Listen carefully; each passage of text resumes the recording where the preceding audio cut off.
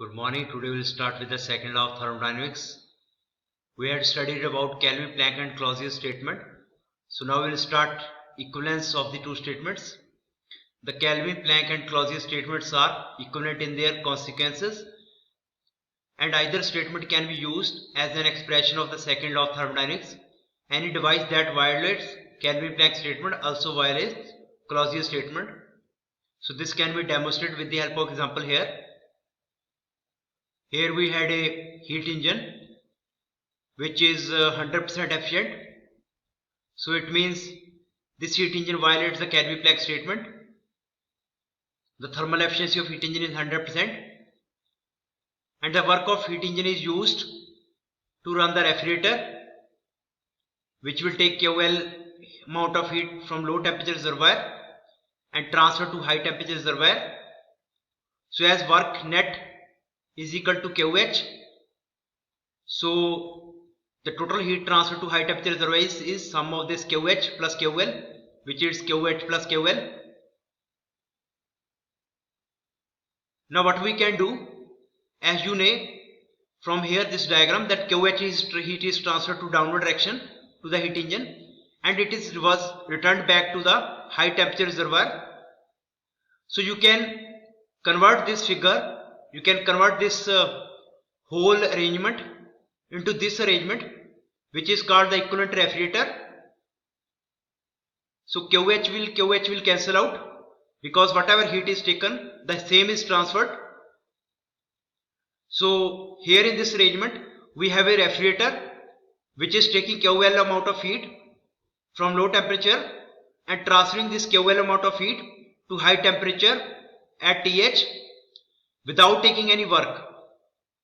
So it means, but this is not possible, as we had studied in the Clausius statement, that it is impossible to transfer heat from low temperature to high temperature without affecting the surrounding. Consider the heat engine refrigerator combination shown in figure 6.27a, this one, operating between the same two reservoirs. The heat engine is assumed to have, in violation of Kelvin-Planck statement, a thermal efficiency of 100%, and therefore it converts all the heat it receives to work. This work is now supplied to refrigerator, this amount of work that removes heat in the amount of QL from the low temperature reservoir and rejects heat in the amount of QL plus QH to the high temperature reservoir. During this process, the high temperature reservoir receives a net amount of heat QL. The difference between QL plus QH and QH. Thus the combination of these two devices can be viewed as a refrigerator, as shown in figure 627b. Means this can be represented by this, because the net heat transfer is QL. This is clearly violation of Clausius statement. It means without taking any energy from the surrounding, the heat is transferred from low temperature to high temperature. Therefore a violation of Kelvin-Planck statement results in violation of Clausius statement. Means if we violate Kelvin-Planck statement for a heat engine, the other statement, which is Clausius statement, will be violated itself. It can be shown in similar manner that a violation of Clausius statement leads to violation of Kelvin-Planck statement.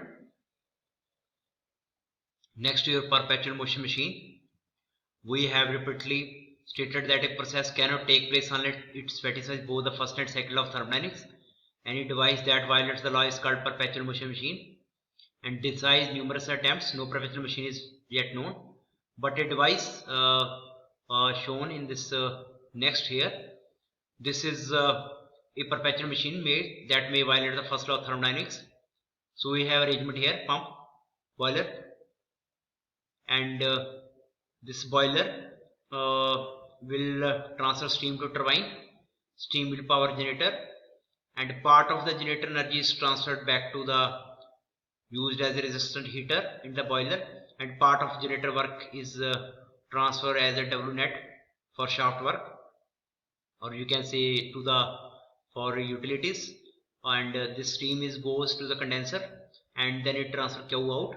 So consider the same power plant shown in figure. It is proposed to have the steam by resistance heaters placed inside the boiler. Instead of by the energy supply from fossil or nuclear fuels, part of the electricity generated by the plant is to be used to power the resistors as well as the pump.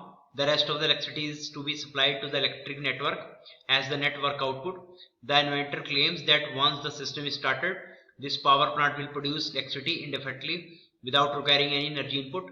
But well, here is an invention that could solve the energy problem, but a careful examination of this invention reveals that the system enclosed by shaded area is continuously supplying energy to the outside at a rate of Q dot out plus W dot out.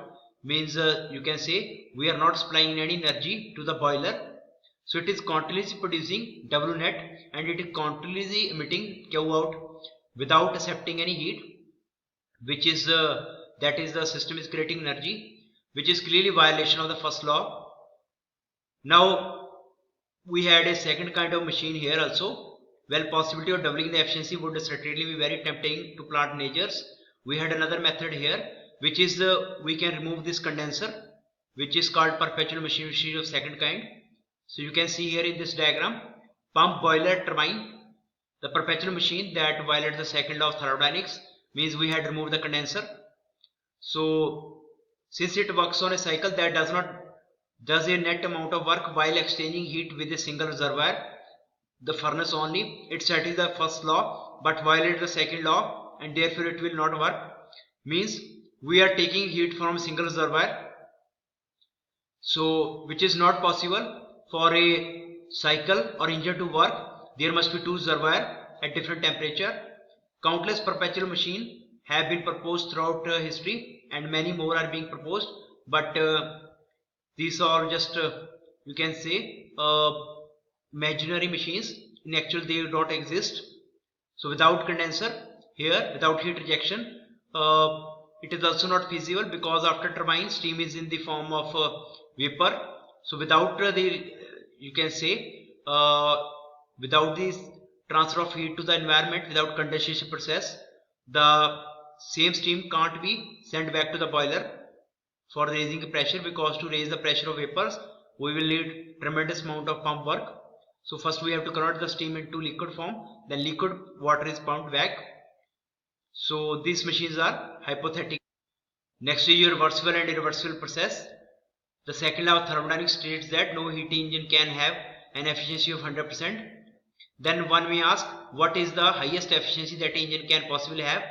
Before we can answer this question, we need to define and idealize a process first, which is called reversible process. The process that were discussed at beginning of this chapter occurred in a certain direction. Once having taken place, these processes cannot reverse themselves spontaneously and restore the system to original state. For this reason, they are classified irreversible process. Once a cup of hot coffee cools, it will not heat up by retrieving the heat it lost from the surrounding. If it could, the surrounding as well as the system would be restored to their original condition, and this would be a reversible process. So a reversible process is defined as a process that can be reversed without leaving any trace on the surrounding. That is, both the system and surrounding are returned to their original state at the end of the reverse process.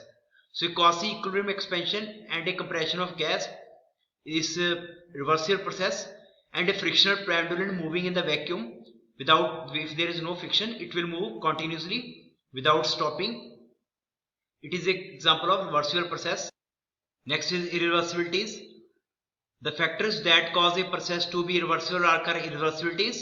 They include friction, unrestrained expansion, mixing of two fluids, heat transfer across a finite temperature difference, electric resistance, inelastic deformation of solids, and chemical reactions.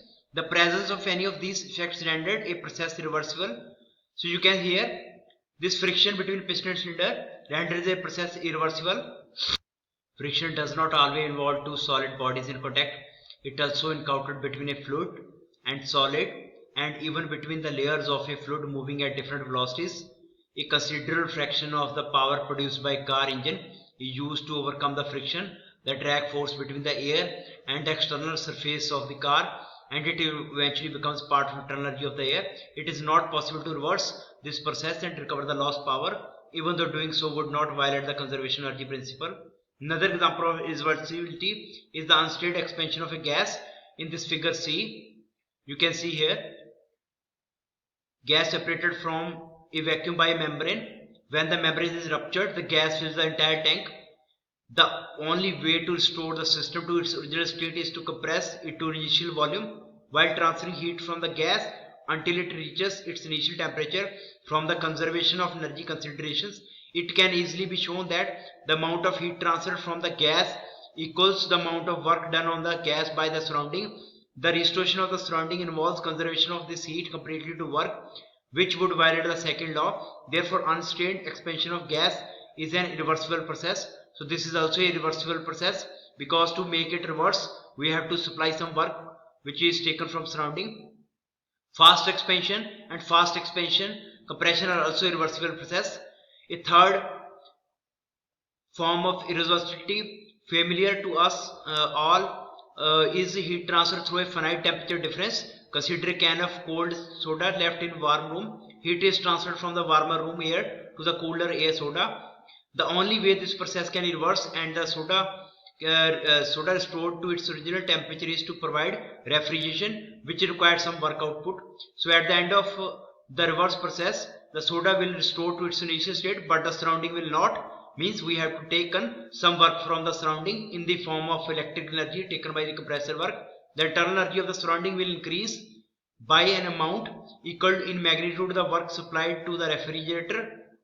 The restoration of the surroundings to the initial state can be done only by converting this excess internal energy completely to work, which is impossible to do without violating the second law. Heat transfer can occur only when there is a temperature difference between a system and its surrounding. Therefore, it is physically impossible to have a reversible heat transfer process, but a heat transfer process becomes less and less irreversible as the temperature difference between the two bodies approach zero. Then heat transfer through a differential temperature difference dt can be considered to be reversible.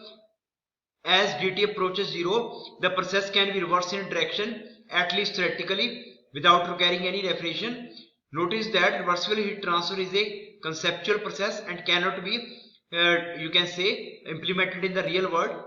The smaller the temperature difference between two bodies, the smaller the heat transfer rate will be. Any significant heat transfer through a small temperature difference requires a very large surface area and very long time. Therefore, even though approaching reversible heat transfer is desirable from a thermodynamic point of view, it is impractical from a economical point of view, because large surface area will lead to the equipment cost and small temperature difference will lead to the very large time for a process to take place. It will take large time for the process to happen. Internal and external reversible process. A typical process involves interaction between a system and its surrounding, and a reversible process involves no reversibilities associated with either of them. A process is called internally reversible if no reversibilities occur within the boundaries of the system during the process. A process is called externally reversible if no irreversibilities occur outside the system boundaries during the process. Heat transfer between a reservoir and a system is externally reversible process if the outer surface of the system is at a temperature reservoir. A process is called totally reversible or simply reversible if it involves no irreversibilities within the system or surrounding. A totally reversible process involves no heat transfer through a finite temperature difference, no non-Cauchy equilibrium changes, and no friction or other disparate effects.